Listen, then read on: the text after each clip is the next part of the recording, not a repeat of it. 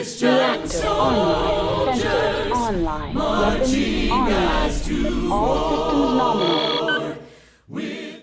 Hello and welcome to today's Battletech review. I'm in the middle of about 300 different things here, but I need to get this taken care of.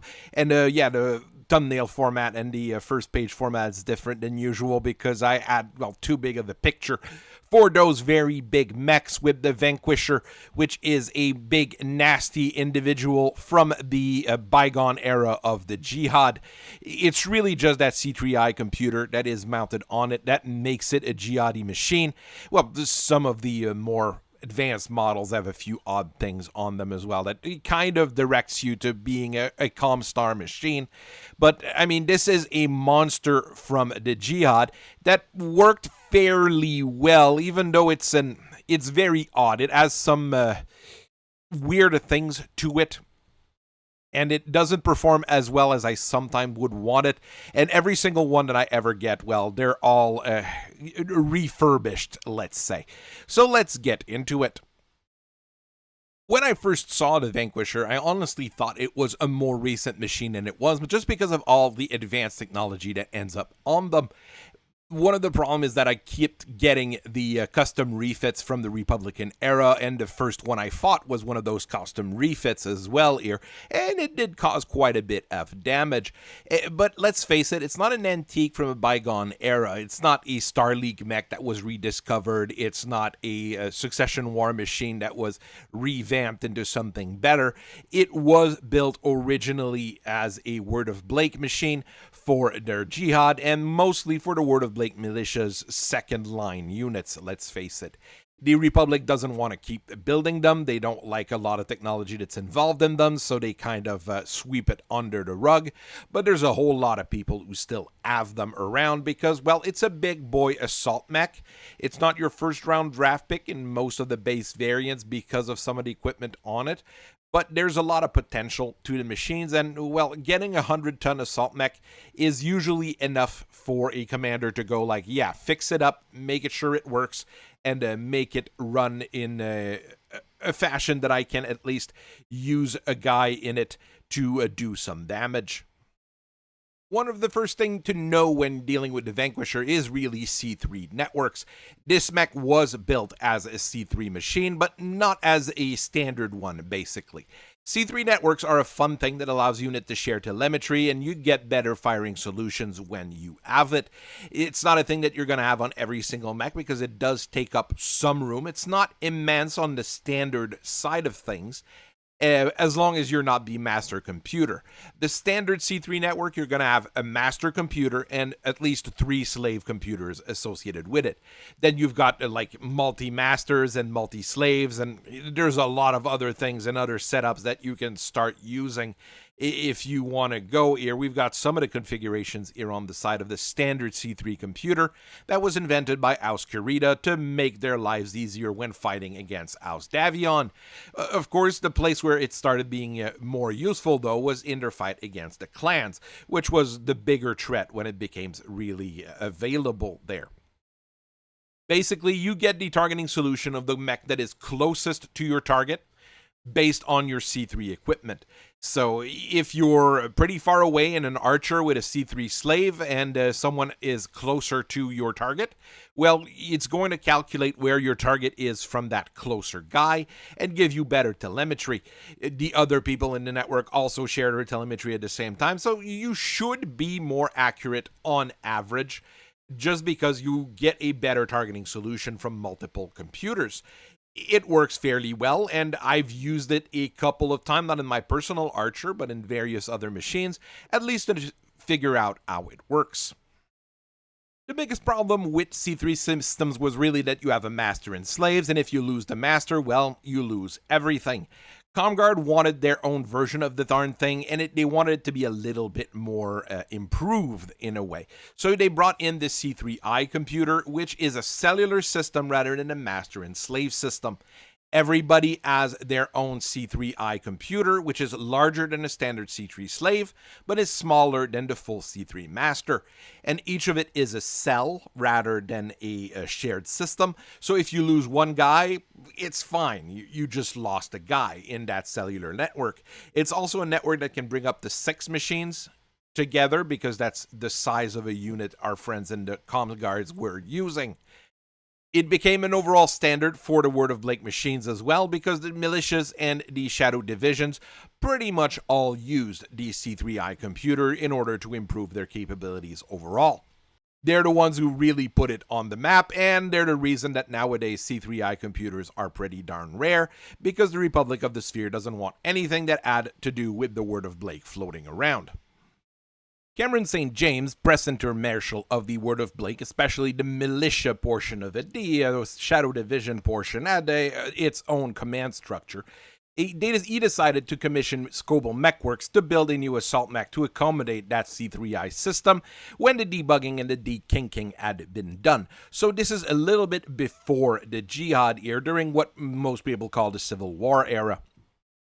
From their Russian factories, which once built the storied Mackie and the now famous King Crab, Scobel started putting out the Vanquisher in 3063 in 2 standard variants, with more advanced models pouring out as the Jihad went on. The original 2 models are probably the ones that you will see the most of, because they are the simplest of the bunch in a way. They're the easiest one to acquire, the easiest one to dismantle and remantle if you get the bits for it. Always the C3 computer that is the issue on those things.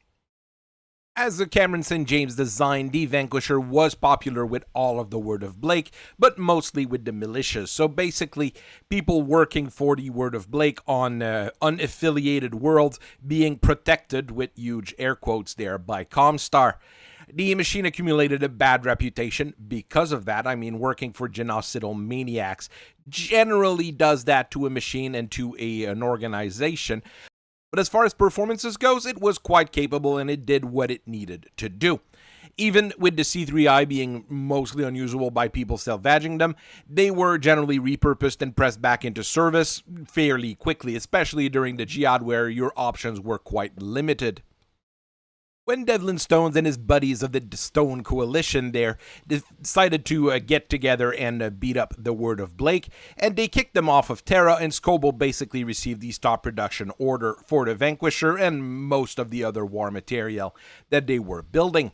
The old company was hurt by this quite a bit, but the Republic of the Sphere, once it was established, started then giving them crumbs to start back production of machines and equipment. The Vanquisher, however, was never part of that deal, and nobody else got a license for production on it, meaning that the design lingered around and is slowly dying out, outside of some people building spare parts and components for it. The Vanquisher starts with a big, heavy feet. Well, that old leg assembly on there is extremely stable, which means that if you kick people or you get kicked, you might not actually fall down. This is not a huge thing there, but it is a little thing that this design has over others. The other main thing is that little assembly at the back there, which is the C3I module. It looks different depending on the model and the kit that you have, but, you know, everybody's going to have that in the Vanquisher line. Your original VQR2 series, there was a VQR1 more than likely, but we never saw it in fighting, started coming out in 3063 using the very classic Vlar 300, which has been in production for, close to 600 years by now. Gives you a top speed of 54 kilometers per hour, which is the standard, I would say, for 100-ton machines. You have 16 double heat sinks to keep you cool, which is decent enough and should actually be enough on this particular war beast. The chassis is made of endo steel in order to save on some weight, and you get 19.5 tons of case-protected armor, which is good and all, but once you notice that the side torsos don't have any explosive ammo on them, at least not on the original 2A series, well, it kind of makes no sense, but, it's a mere detail that you should not worry about, because the Word of Blake did that on a few different machines. Maybe they were planning on making them Omni-mechs and Art installed cases on the side for it. I am not quite sure. This thing here never strikes me as a thing that should have been an Omni-mech to begin with. The most common of the bunch is that 2A series here, which is meant to be a long-range sniper. It actually does that fairly well here with a pair of light Gauss rifles in the arms with 4 tons of reloads, which is massive. Looking at light Gauss rifles here, and it's backed up by a pair of large lasers in the torsos. Basically, you have the same damage potential on all of those weapons. The lasers are going to generate a lot more heat and actually have a shorter range than the light Gauss rifles, which are really fantastic in terms of range here. Both are incredible sniper weapons, but I mean, honestly, in terms of range, they're good at sniping, but you're not going to be able to decapitate anything with them. You're not going to be able to deal crippling instant damage with any of those 4 guns, but all 4 of them together can be fired fairly easily, and you're going to be able to deal serious damage once things start hitting. At closer range, you get 3 medium lasers, 1 in each side torso and 1 in the head, to deter anybody from getting close by and, give you something to shoot in the light Gauss rifle minimum range. It's decent enough overall. It's not the most hard-hitting 100-tonner out there, but in its particular category and with a C3 computer, giving it that extra bit of targeting telemetry, it really will work just fine. About 15% of that production run was also building the VQR-2B, which kind of mimics my favorite King Crab custom variant, the Carapace. It's a very nice little thing in my opinion, actually. This one gives you a pair of Ultra 5 autocannons in each arm, which would still mean that you're able to snipe at an okay range, but you're going to be able to actually deal a little bit more damage overall. You have the cases in the side torsos here that are actually pretty useful, since you now protect 6 tons of reload on a mech without an XL engine, meaning that the cases are actually useful if the ammo decides to go. You still have that trio of medium lasers when things get up close and personal. You lose a little bit without those big large lasers, but I mean, a lot of Ultra AC5s are going to probably do the trick. The 5V series was actually a testbed for a variety of new technology, and it's a bit special in its own ways because it works a little bit differently than the others. It does work, however, and it is able to fight on its own, but I don't think it's one of my favorite in the end. The plates are replaced with 17 tons of ferrofibrous, so you got about the same protection as the other one, with saving 2.5 tons or so. But you've got extra protection as well on the leg with a pair of battle armor repellent B-pods. They're usually okay, much better than the A-pod that are only really effective against regular infantry. Battle armors were getting to be a huge threat during the Jihad, so that's a very good idea. To increase survivability, the engine is replaced with a compact engine, and you also have a heavy-duty gyro. So you do save a little bit of room in that center torso, while also being harder to really cripple through true armor critical hits or just regular hits there. You get an large laser in each arm and a nose and torso mounted medium lasers, which is, once again, pretty reasonable. To round things out, you also have a heavy Gauss rifle, which is mounted on that shoulder, giving you, well, now this time is a big one-time punch that you're going to be able to use to decapitate people or just knock them on their ass. This is the more threatening version, in a way, of what we had before. The 7U Vanquisher came out in the early 3070s as a terror weapon for the Word of Blake militias. This one is very specialized, but still the survivability is increased using a compact gyro and engine, but the pilot does have to squeeze in to a small cockpit. The musculature of the old design is also rebuilt with triple strength myomer because you are going to run hot, and well, this is a good reason for it. Each arm packs a plasma rifle fed by 2 tons of reload along with an flamer, meaning that infantry is going to regret getting anywhere close to you. You also have a heavy flamer mounted in your nose to just burn up things even quicker. If you're dealing with buildings, if you're dealing with, civilians and everything like that, this is going to be just fantastic. You also have a pair of small variable speed pulse lasers to give you a little bit more punch, and a snub-nosed PPC to just have a big one-time punch. On top of all of those things, in order to be able to find the targets that it needs to burn down, it has a remote sensor dispenser and a Beagle active probe. So you have a strong electronic setting, you have very good anti-infantry and terror weapons, you've got a snub-nosed PPC, which is an okay gun, but it's much more specialized than all the other Vanquishers, and it's not super fast, so it might not be able to bring all of those more close-range weapons to bear. On the other side here, you've got the 7V model, which is a more basic striker model compared to the more terror weapon, which was the 7U. This one is also moving things around here. You've got a standard engine instead of a compact, but you also have a heavy-duty gyro, meaning that you're tough to knock down once again. And you've got 19 tons of standard plates. It's less than the original, but it's still more than enough on a 100-ton mech. The pilot still sits in a small cockpit, so it's not super comfortable, and, well, it can cause some other issues. But overall, I think it is quite decent. Each arm now packs a rotary AC-5 with 5 tons of reload in the case-protected left torso, so if you're fighting one of those things, go on the left side and start beating up on it. That will generally give you good results. To back this up, you also have a pair of light PPCs giving you a good medium-range punch, and an heavy PPC, which is ideal for mid-range destruction. This thing is not going to be able to snipe as well as the other ones, but once you get into range, it's going to just tear anything down very, very quickly. You will see a decent number of people running around with Vanquishers with the C3I system ripped out of them and replaced with, well, whatever they could fit on it. It's 2.5 tons, so it's a little bit of an odd weight here, and you don't have much internal room to play with on the Vanquisher, but a lot of those Vanquishers do float around the Free Worlds League since they add, well, a decent number of them through the World of Blake militias. You also will see them in some mercenary organizations having repossessed them, and I'm pretty sure there's some underground fighters in various arenas that will also be using them. The most standard kit that I've seen for 2As and 2Bs is basically to rip out the C3I system and replace it with either an ECM and a Beagle probe, while the cockpit is armored. It's pretty straightforward, it's 2.5 tons of equipment, and it just fits in the necessary hole that you have.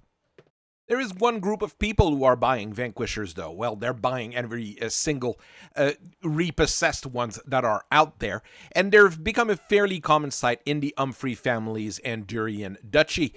Vanquisher Andurien Special, that's kind of what we've started calling it here, is a bit of an hybrid between all the different models here, using an armored compact gyro and a standard engine, along with a small cockpit. So basically, it's a mix of all that internal that you've got on, well, all the different ones. For weapons, you get a pair of rotary AC-5, each with 3 tons of Case 2 protected ammo, along with a pair of Irian-built clan-graded ER large lasers. That gives you a fair amount more punch at a lower rate of weight. It's a much better weapon, and Irian has been building those ER large lasers for a little while now. To round things out, you also have a Guardian ECM to replace the C3I system, and a snub-nosed PPC mounted in the nose. It's basically like a mishmash of all the Vanquishers without that C3I system, which makes it a little bit weird, but this is one that I've been repairing for a little bit here. I've been repairing a few of those showing up here. Honestly, I do think the 2B and the 7V variants are the most valuable of the lot in the end. Mid-range brawling with heavy armored assault mechs is pretty good for a lot of commanders and officers. It'd be nice if it had the full command console that you had in some of the previous Scobel command mechs, but we take what we can get here. The 7U is far too specialized, and while the 2A looks really good on paper with its range, like Gauss rifles and ER large lasers, you need at least 3 of those 4 guns to hit in order to knock somebody down. Potentially, and you're not going to kill anything in a single shot with this, except if you're shooting at a light mech, obviously. So it's a little bit weird as well here. It's not bad, just not as good as it could be. This is one of those things that will likely never come back into mass production, but it's a thing that you might want to keep an eye out for because it does work fairly well. And I mean, if someone brings it back into production, like Andurien as an example, if they do want to keep doing those Andurien specials, well, maybe it'll be a good thing in the long run and it will redeem its bad reputation. I hope you guys have a very nice rest of your day. I thank you very much for watching, and I will see you guys later. Bye-bye.